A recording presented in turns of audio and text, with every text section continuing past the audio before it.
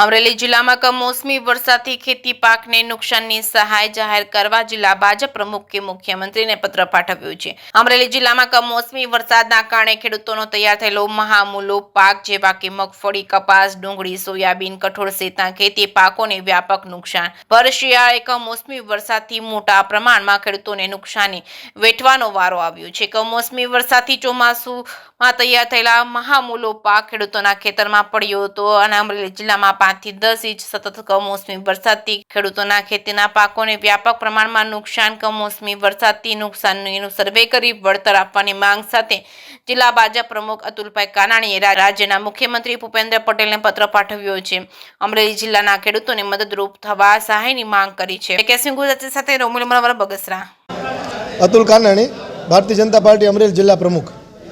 છેલ્લા 3-4 દિવસથી અમરેલી જિલ્લામાં કંઈ ન ધાર્યું હોય એવી રીતે આ સિઝનમાં વરસાદ વરસી રહ્યો છે, ત્યારે ખેડૂતો ઉપર જેમ કહેવાય કે માઠી બેઠી છે।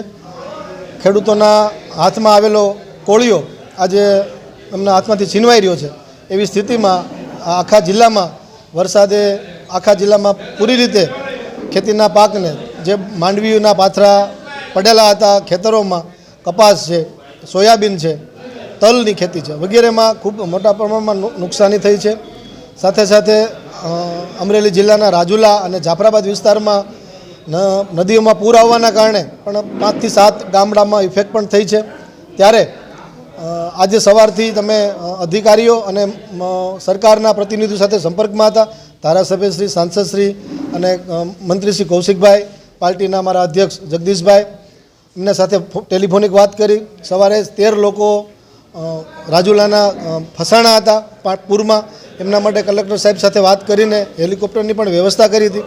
ત્યારે આ સ્થિતિમાં ગુજરાત સરકાર ખેડૂતોને વહારે આવે અને જે નુકસાની થઈ છે ખેતીના પાકોમાં, એમના માટે અમરેલીના 5 ધારાસભ્યશ્રીઓએ, સાંસદશ્રીએ અને ભારતીય જનતા પાર્ટીના પ્રમુખ તરીકે મેં પણ મુખ્યમંત્રીશ્રી અને કૃષિ મંત્રીશ્રીને અમરેલી જિલ્લા માટે, ખેડૂતો માટે કંઈક સહાય આપવા માટે રજૂઆત કરી છે।